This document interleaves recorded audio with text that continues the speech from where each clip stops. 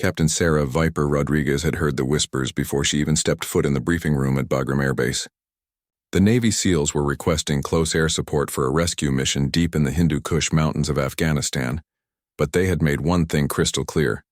They wanted an experienced male pilot.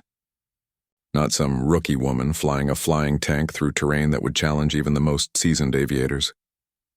Sarah pushed open the heavy metal door to the briefing room, her flight suit crisp and her A-10 Thunderbolt patches gleaming under the harsh fluorescent lights. The room fell silent as she entered. 12 pairs of eyes turned toward her, belonging to some of the most elite warriors in the American military. At the head of the table sat Commander Jake Reaper Morrison, a weathered SEAL team leader whose reputation preceded him across every forward operating base in the region. "You've got to be kidding me," muttered one of the SEALs, not bothering to lower his voice. "They're sending Barbie to fly close air support?" Sarah had been in the Air Force for 8 years and had accumulated over 2,000 flight hours in the A-10 Warthog. She had flown missions over Iraq, Syria, and had been in Afghanistan for 6 months. But none of that seemed to matter to the men sitting around this table. To them, she was just another pilot who happened to be a woman, trying to prove herself in a man's world. Commander Morrison stood up slowly, his steel-gray eyes studying Sarah from head to toe. "Captain Rodriguez, I assume? I specifically requested an experienced pilot for this mission. This isn't going to be a milk run over open desert. We're talking about flying through mountain passes that most pilots consider suicide runs." Sarah straightened her shoulders and met his gaze directly. "Sir, I have more mountain flying experience than most pilots in this theater. I've flown support missions in terrain just as challenging as what you're describing." "That may be true," Morrison replied, walking around the table to stand directly in front of her. "But this mission is different. We have a team of Rangers trapped in a canyon system 30 miles northeast of here. The Taliban has them pinned down in a valley so narrow that the canyon walls are less than 200 feet apart at some points. The elevation changes are extreme, and there are power lines and communication towers throughout the area." He gestured to a large topographical map spread across the table. Red X marks indicated known anti-aircraft positions, while blue circles showed the approximate location of the trapped Rangers. The terrain looked like a nightmare, a maze of razor-sharp ridges, deep valleys, and passages that twisted through the mountains like a serpent. "The rescue window is closing fast," Morrison continued. "Weather reports show a major storm system moving in within the next 6 hours. If we don't extract our boys before then, they'll be stuck there for at least 3 days. They don't have 3 days' worth of supplies. And the Taliban knows exactly where they are." Sarah studied the map carefully, her pilot's mind automatically calculating approach angles, escape routes, and potential hazards.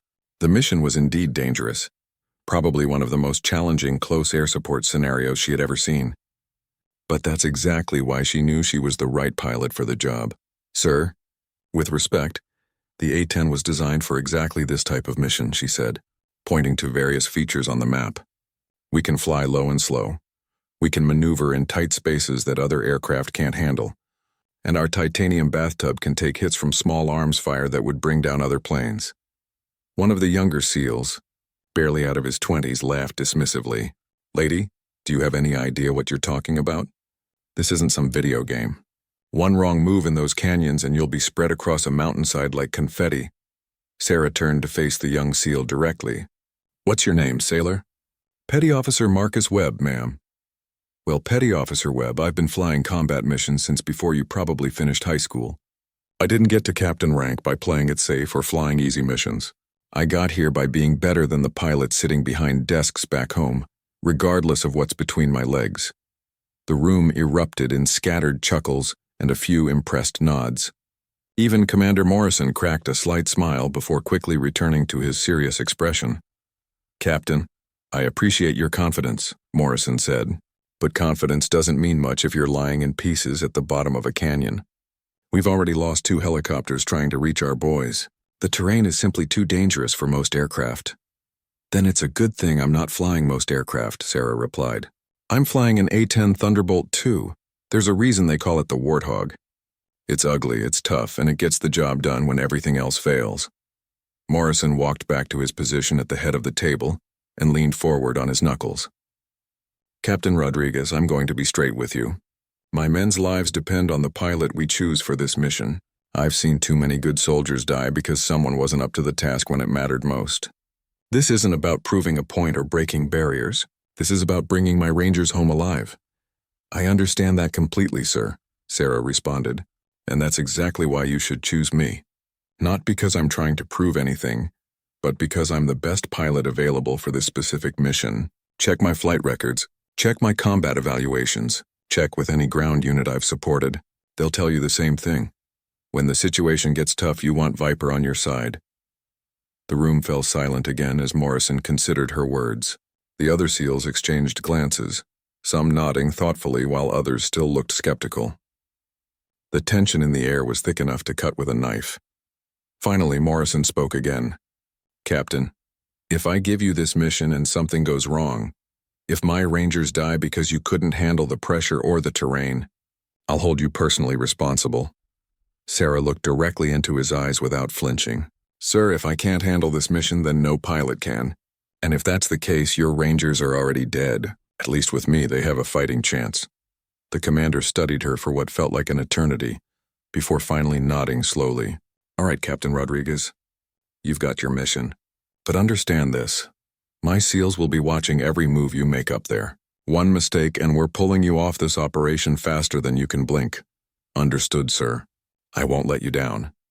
As Sarah left the briefing room to begin her pre-flight preparations, she could hear the SEALs behind her already placing bets on whether she would make it through the canyon system alive. She smiled grimly to herself. They had no idea what they were about to witness. Sarah walked across the dusty tarmac toward her A-10 Thunderbolt II, her mind already shifting into combat mode.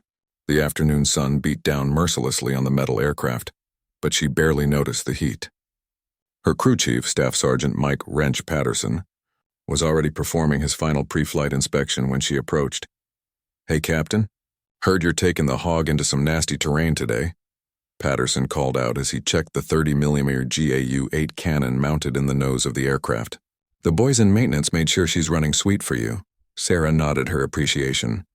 Patterson had been maintaining A-10s for 15 years and knew the aircraft better than most pilots knew their own cars. If he said the plane was ready, then it was ready. What's our weapons load today, Wrench? She asked, beginning her own external inspection of the aircraft. We've got a mixed bag for you, Captain. 4 AGM-65 Mavericks on the outer pylons for any armor or hard targets. Cluster bombs on stations 3 and 9 for personnel in the open. And of course, you've got 1,100 rounds of 30mm depleted uranium for the GAU-8. Sarah ran her hand along the fuselage, checking for any signs of damage or wear. The A-10 was not a beautiful aircraft by conventional standards. It was designed for one purpose: to destroy enemy ground targets and survive while doing it. The twin engines were mounted high on the fuselage to avoid ground debris. The landing gear was designed to operate from rough airstrips, and the entire cockpit was surrounded by a titanium bathtub, capable of withstanding direct hits from anti-aircraft guns. Captain Rodriguez? Came a voice behind her. She turned to see a young Air Force lieutenant she didn't recognize. I'm Lieutenant Jennifer Hayes, your radio relay officer for today's mission. I'll be coordinating communications between you and the ground teams from the command center. Sarah shook the lieutenant's hand. Good to meet you, Hayes. Have you worked with SEALs before? No, ma'am. This is my first joint operation with Special Operations. I've heard they can be demanding, Sarah laughed. That's putting it mildly, but they're the best at what they do, and they expect the same level of excellence from everyone supporting them. Just remember, clear communications save lives out there. As Sarah continued her pre-flight inspection, she reviewed the mission parameters in her mind. The trapped Rangers were located in a valley approximately 30 miles northeast of their current position. The valley was part of a complex canyon system that wound through some of the most treacherous mountain terrain in Afghanistan. Intelligence reports indicated that Taliban forces had the Rangers surrounded and were slowly closing in on their position. The weather was another major concern. Winds in the mountains were unpredictable and could change direction and intensity without warning. The approaching storm system would bring low visibility, turbulence, and the possibility of icing conditions at higher altitudes. Sarah had flown in similar conditions before, but never through terrain this challenging. Captain, you might want to take a look at this, Patterson said, handing her a detailed weather report. Winds are already gusting up to 40 knots in some of the passes, and it's only going to get worse. Sarah studied the meteorological data carefully. Wind shear would be a constant threat, especially when transitioning between different elevations within the canyon system. The A-10's relatively slow speed would actually be an advantage in these conditions, allowing her more time to react to sudden changes in wind direction. "Wrench, I want you to double-check the flight control systems," she said. "If I'm going to be fighting wind shear all day, I need to know the controls are going to respond exactly when I need them to." While Patterson worked on the aircraft systems, Sarah spread her mission map across the wing of the A-10 and began studying the route in detail. The canyon system was like a three-dimensional maze, with multiple entry and exit points, elevation changes of several thousand feet, and numerous obstacles including power lines, communication towers, and rocky outcroppings that extended into the flight path. The most challenging part of the route was a section called Devil's Throat by the local pilots.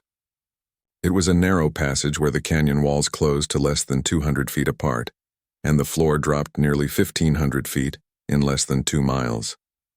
Most pilots avoided the area entirely, but it was the most direct route to the Rangers' position and would save crucial time. "Captain Rodriguez?" Commander Morrison approached with 2 of his SEALs in tow. "I wanted to introduce you to the men who will be directing your fire support today. This is Master Chief Tom Bulldog Ramirez and Petty Officer First Class Alex Scope Turner. They're both forward air controllers and know that terrain better than anyone." Master Chief Ramirez was a compact, muscular man with intense dark eyes and graying temples that spoke of years of combat experience. Petty Officer Turner was younger, but carried himself with the confidence of someone who had seen his share of action. "Captain," Ramirez said, extending his hand, "I've got to be honest. When they told me they were sending a female pilot into Devil's Throat, I thought someone was playing a joke. But I've been asking around, and your reputation speaks for itself." "I appreciate that, Master Chief. What can you tell me about the ground situation?" Turner pulled out a tablet displaying real-time intelligence data. "The Rangers went in yesterday morning on a reconnaissance mission. They were supposed to observe a suspected Taliban weapons cache and report back. Instead, they walked into an ambush. Best estimates put enemy strength at 40 to 50 fighters, with at least 2 heavy machine gun positions and possibly some RPGs. Sarah studied the tactical display, noting the positions of friendly and enemy forces. "How good is your communication with the Rangers?" "Spotty at best," Ramirez admitted. "The canyon walls are interfering with radio signals.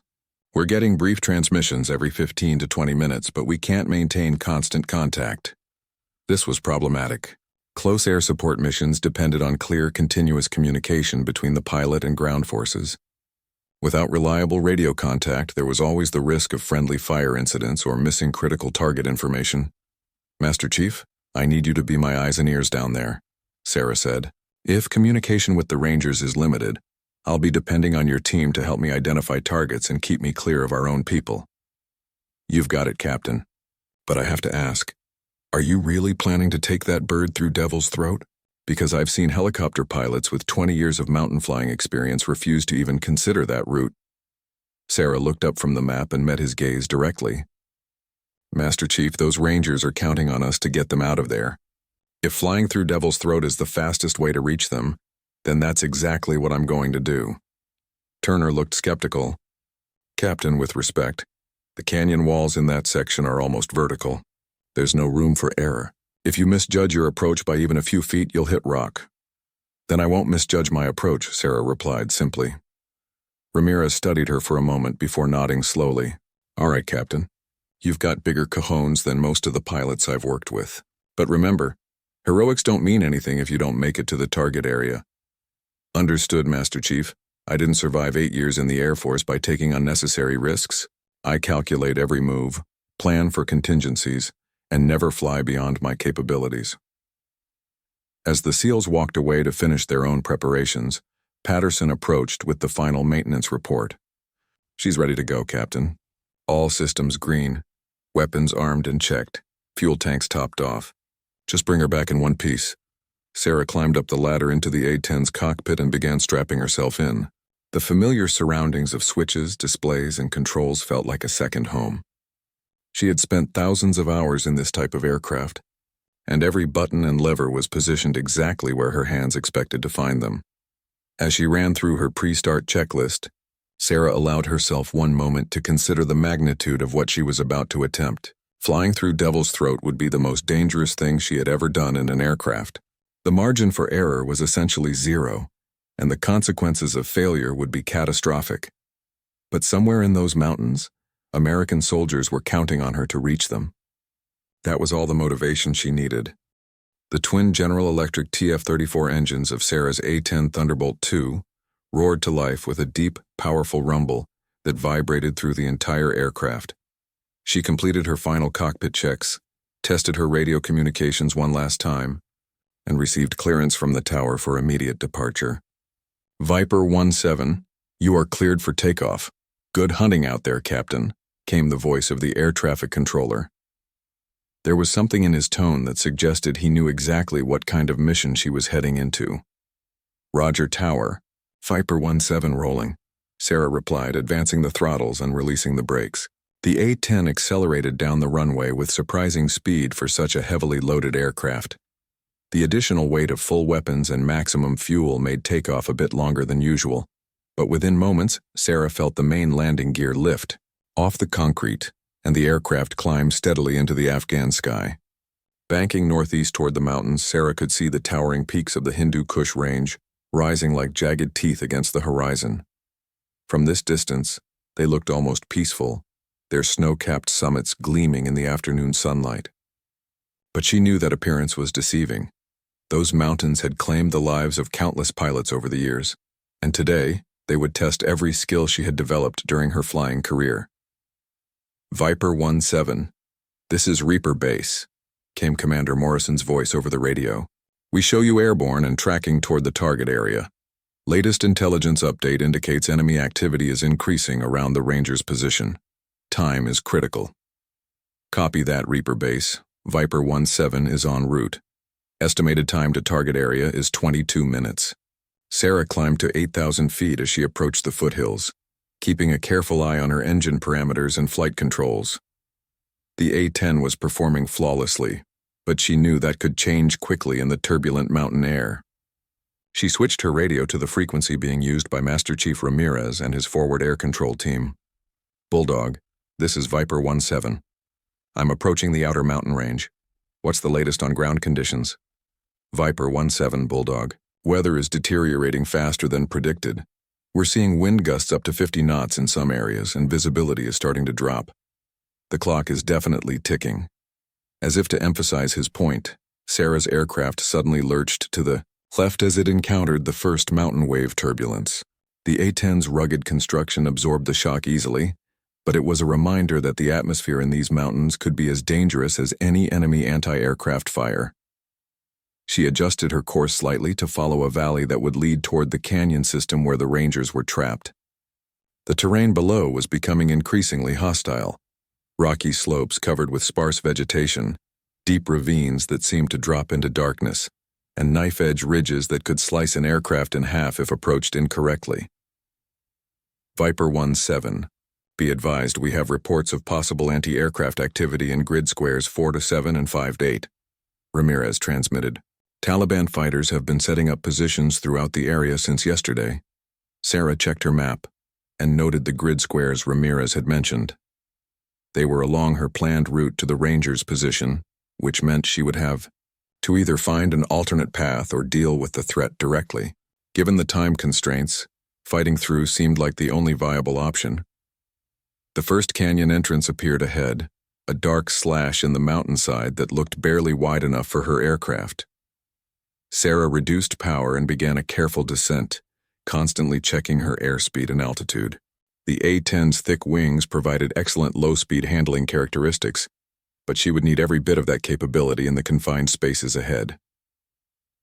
As she entered the canyon system, the world outside her cockpit windows changed dramatically. Instead of open sky and distant horizons, she was now flying between towering walls of rock that seemed to stretch upward forever.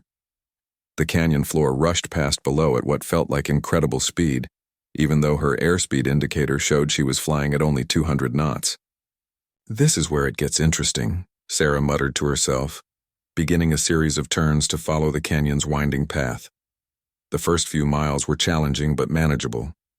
The canyon was wide enough to allow for gentle turns, and the walls were far enough apart that she didn't feel claustrophobic. But as she progressed deeper into the mountain system, the passages began to narrow significantly. Viper 17, Bulldog. You're approaching the junction where you need to decide on your route to the Rangers. You can take the long way around, through Whiskey Canyon, which adds 15 minutes to your flight time, or you can go through Devil's Throat, which will put you at the target area in 8 minutes. Sarah was already studying the terrain ahead. To her left, Whiskey Canyon stretched away in a series of gentle curves that would indeed add precious time to her flight. To her right, Devil's Throat yawned like the mouth of some prehistoric monster, its walls closing together until they were almost touching at the far end. Bulldog, what's the latest on the Rangers' situation? Not good, Viper. We just received a transmission saying they're down to their last magazine of ammunition, and the Taliban is closing in fast.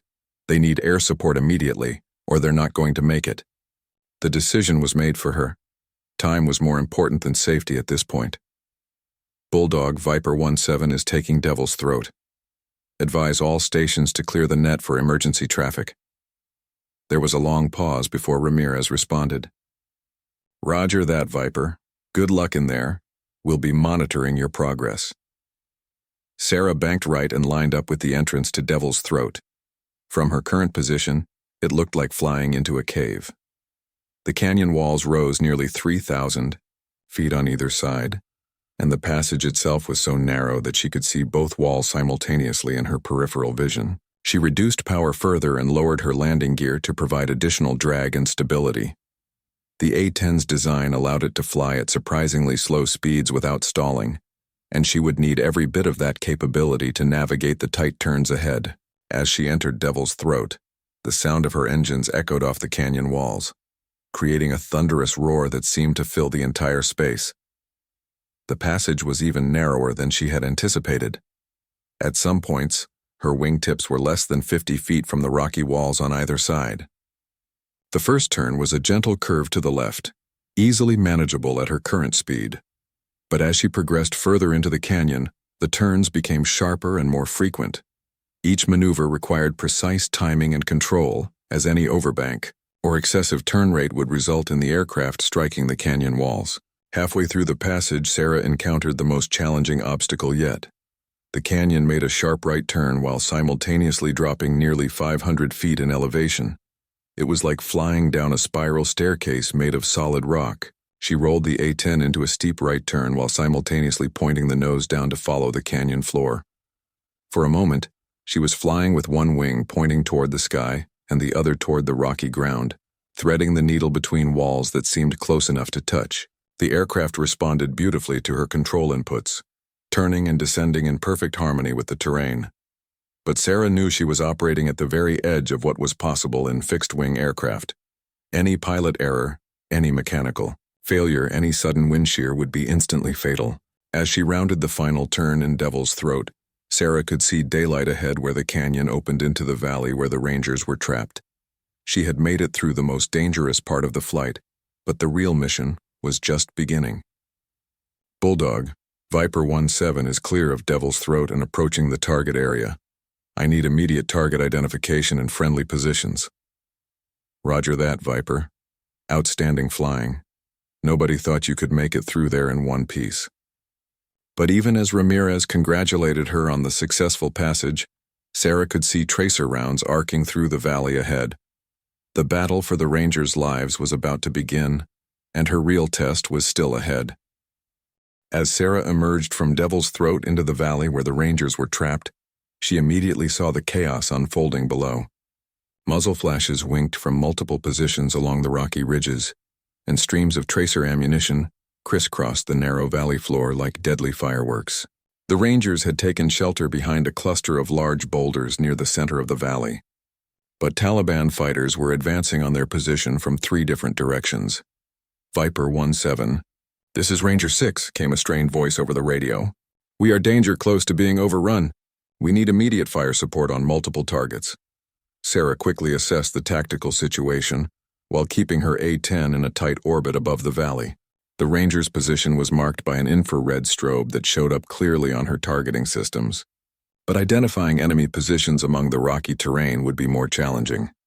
Ranger 6, Viper 17. I have you in sight. Can you give me target designation starting with the most immediate threat?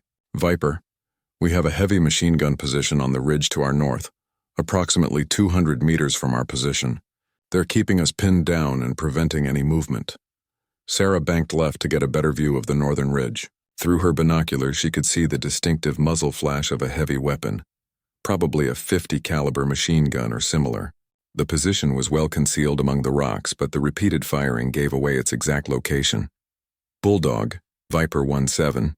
I have visual on the machine gun position. Request permission to engage with 30mm cannon. Viper, Bulldog. You are cleared hot on the northern ridge position. Danger close, I say again. Danger close. The warning about danger close operations meant that her cannon fire would be landing very near friendly positions. Any error in targeting could result in hitting the Rangers instead of the enemy. Sarah had performed danger close missions before, but never in terrain this challenging or under these time pressures. She rolled the A-10 into a steep dive toward the northern ridge, lining up the targeting reticle on her heads-up display with the machine gun position. The GAU-8 cannon was one of the most accurate weapon systems ever mounted on an aircraft, but it still required precise flying to ensure the rounds hit their intended target. At 800 feet above the target, Sarah squeezed the trigger. The massive 30mm cannon erupted in a thunderous roar that could be heard for miles, sending a stream of depleted uranium rounds toward the enemy position at 3,900 rounds per minute. The distinctive sound of the GAU-8 was unlike anything else in military aviation, a deep, grinding buzz that earned the A-10 its nickname of Warthog. The high explosive rounds impacted the rocky ridge in a precise line, each round capable of penetrating armored vehicles. The machine gun position simply ceased to exist, replaced by a cloud of dust and debris. The enemy fire from that direction stopped immediately. Outstanding shooting, Viper, came the excited voice of one of the Rangers. That gun has been hammering us for the past hour. But Sarah knew the battle was far from over. Even as she pulled up from her strafing run, she could see muzzle flashes from at least 2 other enemy positions. Ranger 6, what's your next priority target? Viper, we have approximately 15 to 20 fighters moving down the eastern slope toward our position. They're using the rocks for cover, but they'll be on top of us within the next few minutes. Sarah banked right to observe the eastern slope. The Taliban fighters were indeed advancing in small groups, moving from boulder to boulder in a classic infantry assault pattern. They were spread out enough that cannon fire would not be effective against all of them, but she had other options. Bulldog, I'm going to use cluster munitions on the eastern slope. Confirm no friendly personnel in that area. Confirmed, Viper. Eastern slope is clear of friendlies. You are cleared hot. Sarah selected one of her CBU-97 cluster bomb units and began another attack run. This weapon would spread multiple sub-munitions over a wide area, making it ideal for engaging scattered personnel targets. The challenge would be delivering the weapon accurately while avoiding the surrounding ridges and maintaining enough altitude to escape the blast effects. She approached the target area in a shallow dive, constantly adjusting her flight path to account for the swirling winds in the valley. At the precise release point, she pickled off the cluster bomb and immediately began a climbing. Left turn to avoid both the blast and potential small arms fire. From the ground, the CBU-97 detonated above the eastern slope in a brilliant flash, followed by dozens of smaller explosions.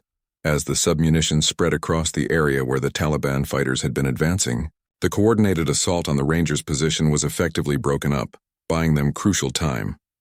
Viper, Ranger 6. That was dead on target. You've stopped their main assault, but we still have problems. There's a mortar position somewhere in the rocks to our south. They've been dropping rounds on us for the past 20 minutes. Mortar positions were among the most difficult targets for close air support aircraft. They were typically small, well camouflaged, and could stop firing and relocate quickly when threatened by air attack. Sarah would need to find the position quickly before it could resume firing on the Rangers. Ranger 6, can you give me any more specific location data on that mortar? Negative, Viper. We can hear the rounds being fired, but we can't see the position from our location. Sarah began a systematic search of the southern ridge, flying slowly back and forth while scanning with both her targeting pod and her naked eyes for any sign of the mortar position. The rocky terrain made visual identification extremely difficult, as every shadow and crevice could potentially hide enemy fighters. Then she saw it, a brief puff of smoke from a position about halfway up the southern ridge.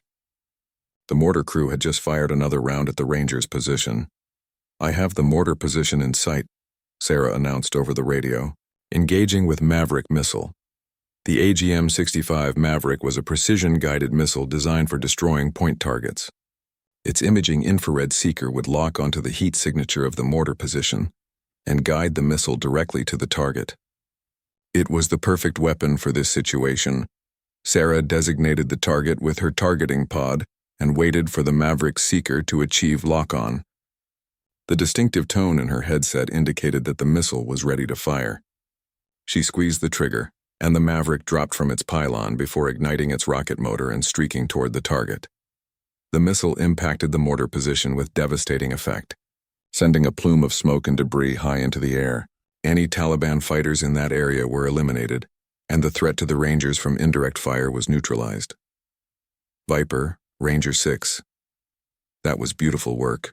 The mortar fire has stopped completely, but even as Sarah acknowledged the Rangers' thanks, she noticed something troubling on her fuel gauge. The extended low-altitude maneuvering in the mountains was consuming fuel faster than she had anticipated. She was approaching the point where she would need to return to base soon, but the Rangers were not yet ready for extraction. "Bulldog, Viper 17. I need to check my fuel state." "How long until the rescue helicopters arrive?" There was a pause before Ramirez responded, and Sarah didn't like the tone in his voice when he finally came back on the radio. "Viper, Bulldog, we have a problem with the extraction. The approaching weather system has grounded all helicopter operations. The rescue birds can't launch until conditions improve." Sarah felt her stomach drop. The Rangers were depending on her for protection until they could be extracted, but she couldn't stay in the area indefinitely. Her fuel state was becoming critical, and the weather was deteriorating rapidly. Looking out her cockpit windows, she could see dark clouds building over the mountain peaks to the west. The storm system was moving faster than anyone had predicted, and it would soon make flying in these mountains impossible for any aircraft. "Bulldog, how long until the weather clears enough for helicopter operations?" "Unknown at this time, Viper. Could be several hours, could be longer. We're working on alternative extraction methods." Sarah realized that the situation had just become far more complicated than anyone had anticipated. The Rangers were safe for the moment, but they would need continued air support until they could be evacuated. And she was running out of time and fuel to provide that support. The real test of her flying skills was about to begin. Sarah checked her fuel gauges again and ran quick mental calculations. At her current consumption rate, she had perhaps 20 minutes of combat time remaining before she would be forced to return to base. But the Rangers below were completely surrounded and without air support. They wouldn't survive another hour against the Taliban forces that were regrouping in the surrounding hills. "Ranger 6, Viper 17. I need to know your ammunition status and defensive capabilities." "Viper, we're down to less than 2 magazines per man, and we've used our last grenade. We're basically down to small arms and whatever cover these rocks provide." The situation was becoming desperate. Sarah could see movement on multiple ridges as Taliban reinforcements moved into position around the valley. Intelligence estimates suggested that enemy strength was building to over 100 fighters, far more than the original assessment. The Rangers were professional soldiers, but 8 men with limited ammunition could not hold off that many attackers indefinitely. "Bulldog, Viper 17. I need options for extending my time on station. Is there any way to get a tanker aircraft up here for aerial refueling?"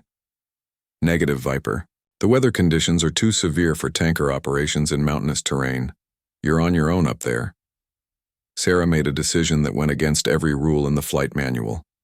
She switched her fuel flow to the most conservative setting possible and began flying a pattern designed to maximize her loiter time, while still maintaining the ability to respond quickly to threats against the Rangers. "Bulldog, be advised I am extending my time on station beyond normal fuel reserves.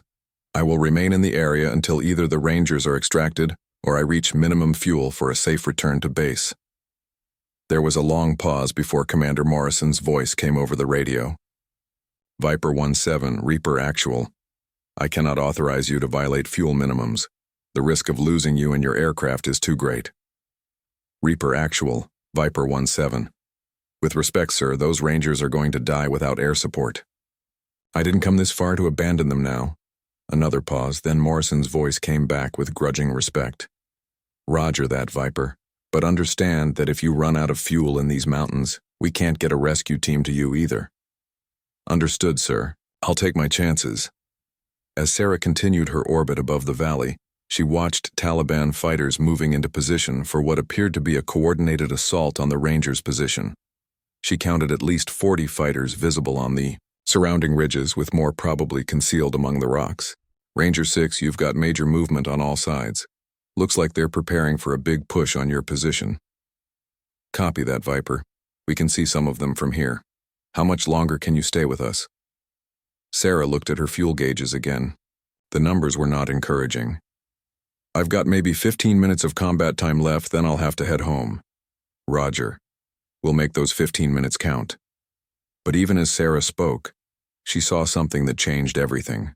A large group of Taliban fighters was moving down a concealed ravine on the western side of the valley, approaching a position that would allow them to attack the Rangers from behind their defensive position. Ranger 6, you have approximately 25 fighters moving down the ravine to your west. They'll be in position to assault your rear in about 10 minutes. We can't see them from here, and we can't move to engage without exposing ourselves to fire from the other positions. Sarah studied the tactical situation carefully. The Rangers were trapped in a classic military dilemma.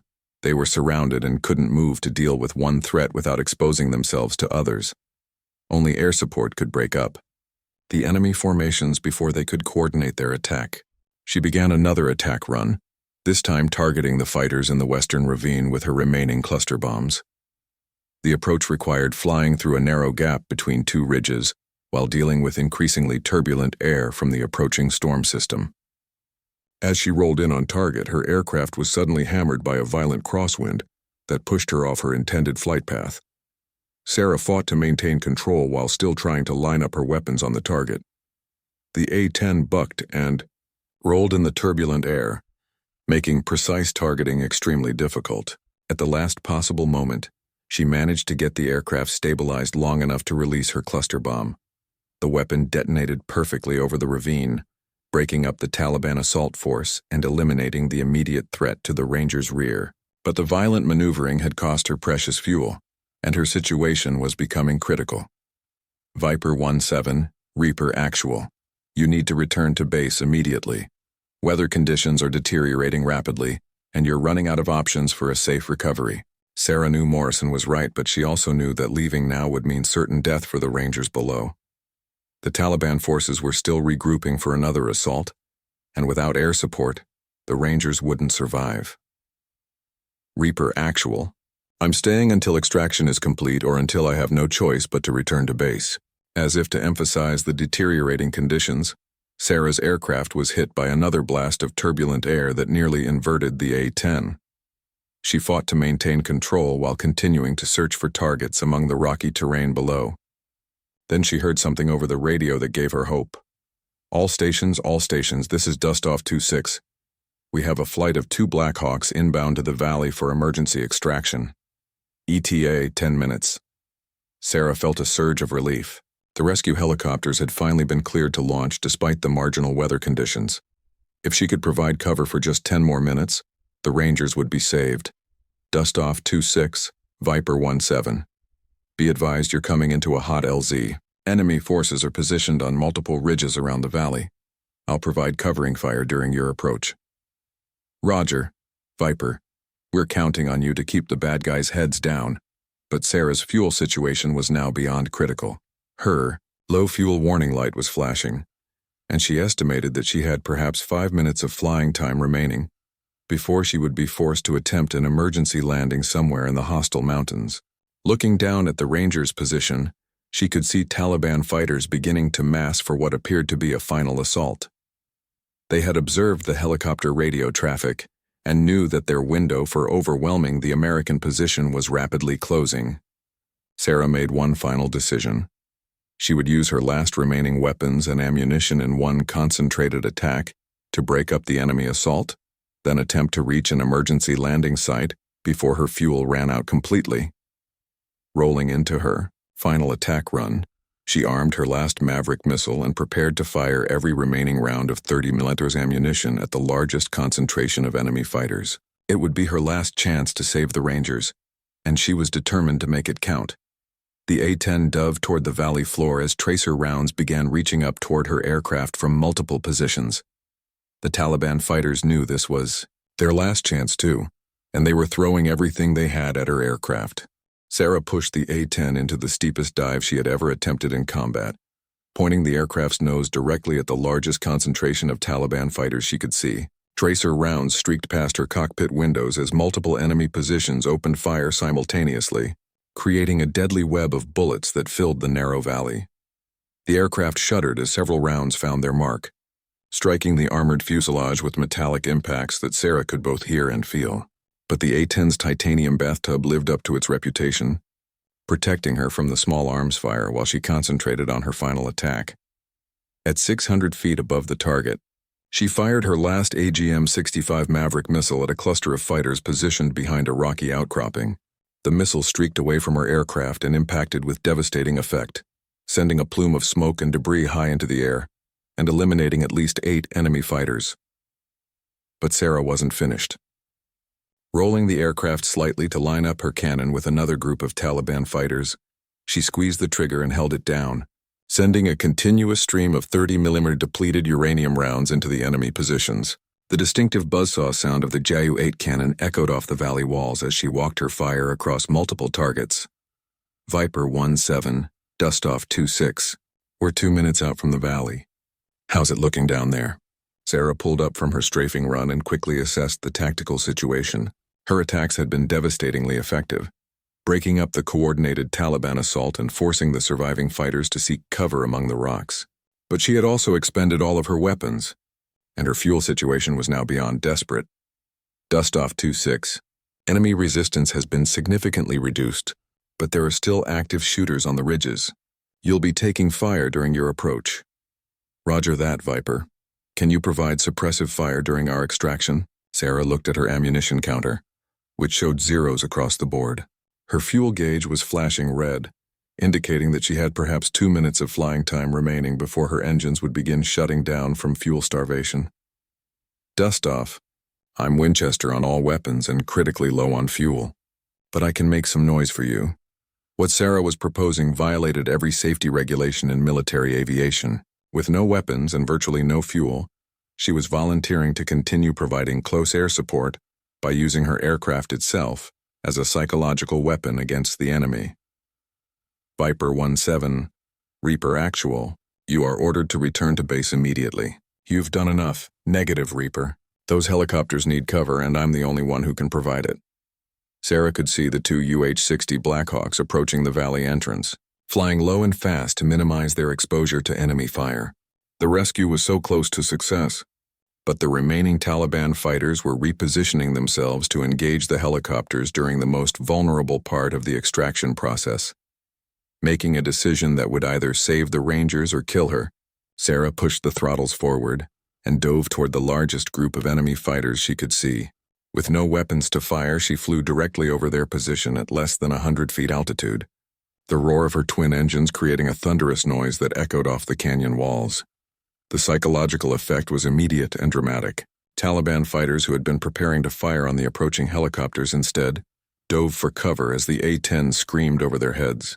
The few who did try to shoot at her aircraft were rushed and inaccurate, their rounds going wide as Sarah pulled up and immediately rolled into another low pass over a different enemy position. "Holy crap, Viper," came an excited voice from one of the Blackhawk pilots. "You're flying right through their fire. Are you insane?" Sarah didn't respond to the question. She was too focused on her fuel gauges, which were now indicating that she was literally flying on fumes. Her right engine temperature was climbing as it began to run lean from lack of fuel, and she knew that engine failure was imminent. But the Blackhawks were now in the valley and beginning their approach to the Rangers' position. Sarah made another low pass, this time directly between the helicopters and the largest remaining group of Taliban fighters. Automatic weapons fire erupted from multiple positions, but most of the rounds were aimed at her aircraft rather than the helicopters. Ranger 6, Dustoff 26 is on final approach. Pop smoke and be ready to move. Sarah watched from her position above the valley as purple smoke grenades marked the Ranger's location for the helicopters. The first Black Hawk flared to a landing, in a cloud of dust and debris, while its door gunners provided suppressive fire against the surrounding ridges. The Rangers moved with the practiced efficiency of elite soldiers, covering each other as they ran from their defensive position to the waiting helicopter. Within 30 seconds, 4 Rangers were aboard the first aircraft and it was lifting off to make room for the second helicopter. But Sarah's luck was running out. Her right engine coughed and began losing power as it ran out of fuel. The A-10 could fly on one engine, but not for long and not at the low altitudes required for close air support. Mayday, mayday.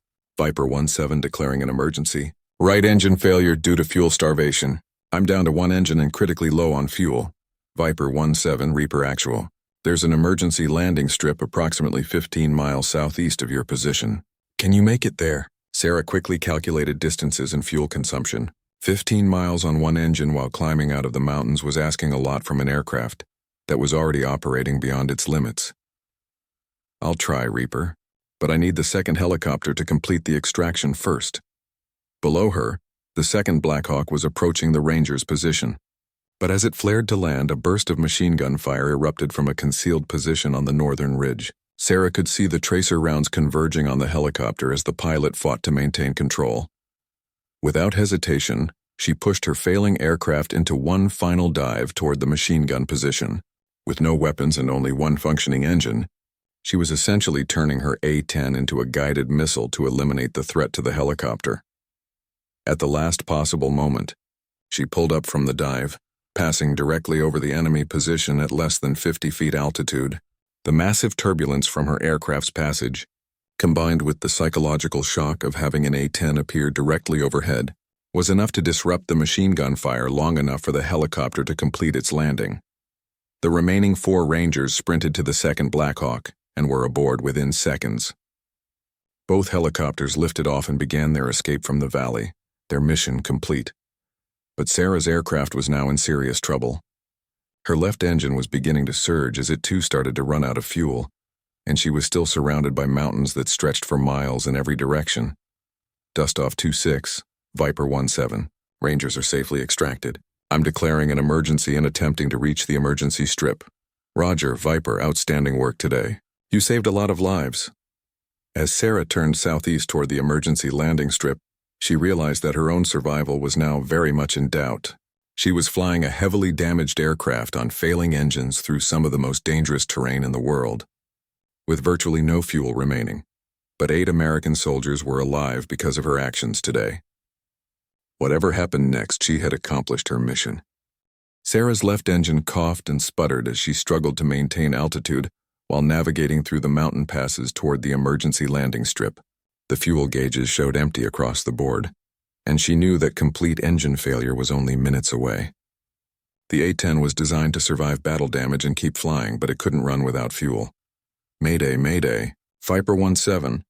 Both engines failing due to fuel starvation. I'm approximately 12 miles from the emergency strip and losing altitude rapidly. Viper 17, Reaper actual. Emergency crews are standing by at the strip. What's your current altitude and airspeed? Sarah glanced at her instruments while fighting to keep the aircraft under control. I'm at 4,000 feet above ground level and maintaining 160 knots. Rate of descent is approximately 800 feet per minute. The math was simple and terrifying. At her current rate of descent, she would hit the ground long before reaching the emergency landing strip. She needed to find a way to stretch her glide as far as possible, while dealing with the treacherous mountain terrain that surrounded her on all sides. Looking ahead, she could see the emergency strip in the distance, a short, rough airfield carved out of a mountain plateau that was used for emergency landings and supply drops. It was barely long enough for an A-10 under normal circumstances, and she would be attempting to land there with minimal power and no opportunity for a go-around if something went wrong. Her left engine finally gave up completely, joining the right engine in windmilling silence. The sudden loss of power caused the aircraft to pitch nose down, and Sarah had to pull back hard on the stick to maintain a controlled glide. The A-10's thick wings provided excellent gliding characteristics, but she was still losing altitude faster than she could cover ground. Viper 17, we show you approximately 8 miles from the strip. You're not going to make it at your current glide angle. Sarah knew the controller was right, but she refused to give up. Scanning the terrain below, she looked for any geographic feature that might provide rising air currents to help extend her glide. Mountain flying had taught her that valleys and ridges could create updrafts that an experienced pilot could use to gain precious altitude. There, a narrow valley that ran roughly in the direction of the emergency strip. If she could position herself over the valley floor, the sun-heated rocks might be creating thermal updrafts that would help her aircraft climb, or at least slow its rate of descent. Reaper, I'm going to try to use thermal lift from the valley to extend my glide range. Copy that. Viper, you're authorized for any maneuver that might help. Sarah banked left and positioned her aircraft over the center of the valley, flying as slowly as possible without stalling. The A-10's excellent low-speed handling characteristics allowed her to milk every bit of performance from the aircraft. But she was walking a tightrope between maintaining flying speed and falling out of the sky. For a moment, her plan seemed to be working. The aircraft's rate of descent decreased slightly as it encountered rising air currents from the heated valley floor. Sarah felt a brief surge of hope as she watched her altitude stabilize momentarily. But the thermal lift was weak and inconsistent, and she was still losing the race against gravity. The emergency strip was now visible ahead, but she was still 3 miles away and only 1,500 feet above the ground. Even with the most optimistic calculations, she would be at least 500 feet short of the runway. Viper 17, Reaper actual. We have emergency vehicles standing by, but you're going to come up short of the runway. Recommend you look for an alternate landing site. Sarah scanned the terrain ahead, looking for any flat area that might accommodate an emergency landing. The mountains offered few options, mostly rocky slopes, deep ravines, and scattered patches of scrub vegetation that would tear an aircraft apart on impact. Then she saw something that might work. About 2 miles short of the emergency strip, there was a relatively flat area that appeared to be an old riverbed. It was rough and uneven, but it was the only piece of terrain in the area that didn't have rocks or trees scattered across it. Reaper, I'm going to attempt an emergency landing in the dry riverbed approximately 2 miles southeast of the strip. It's my only option. Roger, Viper. Emergency crews are moving to that location now. Sarah lined up her approach to the riverbed, using every skill she had learned during 8 years of military flying. She lowered her landing gear early to provide additional drag and help slow her approach speed. The A-10's rugged landing gear was designed to operate from rough airstrips, and she would need every bit of that capability for what she was about to attempt. At 500 feet above the ground, she could see that the riverbed was even rougher than it had appeared from altitude. Large rocks and deep ruts created by years of flash flooding would make the landing extremely hazardous. But she had no choice. It was either attempt the landing here or crash into the mountainside. Sarah pulled the aircraft into a steep slip to lose altitude quickly while maintaining airspeed control. The A-10 dropped toward the ground at a steep angle, its engines silent and its propellers windmilling uselessly in the slipstream. At 100 feet above the ground, she leveled off and prepared for impact. The rocky riverbed rushed up toward her aircraft at an alarming rate, and she braced herself for what was likely to be the most violent landing of her career. The main landing gear touched down hard on the uneven surface, and the aircraft immediately began bouncing and lurching from side to side as it encountered rocks and ruts. Sarah fought to maintain directional control while applying maximum braking, trying to stop the aircraft before it hit something that would cause catastrophic damage. The right main gear struck a large rock and partially collapsed, causing the aircraft to veer sharply to the right. Sarah countered with left rudder and differential braking, but the A-10 continued its uncontrolled slide across the riverbed, kicking up a huge cloud of dust and debris. After what seemed like an eternity but was probably only 30 seconds, the aircraft finally came to rest against a large boulder that brought it to an abrupt but survivable stop. Sarah sat in the cockpit for a moment, hardly believing that she was still alive and relatively uninjured. Viper 17, Reaper actual. We show you on the ground. What's your status? Sarah quickly checked herself for injuries and ran through her post-crash checklist. Reaper, Viper 17 is on the ground and pilot is uninjured. Aircraft is heavily damaged but intact. I'm shutting down all systems and preparing to evacuate. Within minutes, she could hear the sound of helicopters approaching her position. The emergency rescue crews had responded with impressive speed, and she would soon be safely evacuated from the crash site. As she climbed out of her battered aircraft and waited for the rescue helicopter to land, Sarah reflected on the events of the day. She had accomplished something that most pilots considered impossible, flying an A-10 through Devil's Throat and successfully supporting a combat rescue mission in some of the most challenging terrain on Earth. When the rescue helicopter touched down beside her crashed aircraft, the first person to jump out was Commander Morrison. The SEAL commander jogged over to where Sarah was standing and extended his hand with a grin. "Captain Rodriguez, I owe you an apology. When I first met you, I didn't think any pilot could handle a mission like that. I was wrong." Sarah shook his hand and smiled back. "No apology necessary, sir. You were just looking out for your men. That's exactly what a good commander should do. Those Rangers you saved today, they're going to be telling their grandchildren about the pilot who flew through Devil's Throat to rescue them. You've earned the respect of every SEAL in this command." As they walked toward the waiting helicopter, Morrison continued, "I've already put you in for a Distinguished Flying Cross for today's mission. What you did up there was above and beyond anything we could have expected." Sarah looked back at her crashed A-10 one more time. The aircraft was a total loss. Its landing gear collapsed and its fuselage twisted from the hard landing. But it had done its job. It had brought her through the most dangerous flying mission of her career and enabled her to save 8 American lives. "Sir, I was just doing my job. That's what we trained for." Morrison stopped walking and turned to face her directly. "Captain, what you did today wasn't just doing your job. You risked your life repeatedly to save soldiers you'd never met, in terrain that most pilots wouldn't even consider flying through. That's heroism, pure and simple." As the helicopter lifted off, carrying Sarah back to base, she could see SEALs and Rangers gathering around the crash site to examine her aircraft. Word of her mission was already spreading throughout the special operations community, and she knew that the story would become part of the legend of military aviation.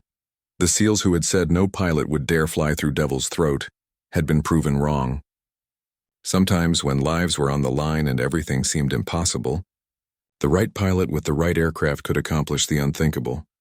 And sometimes, that pilot happened to be a woman named Sarah Rodriguez, who had just proven that courage and skill had nothing to do with gender, and everything to do with the character of the person in the cockpit.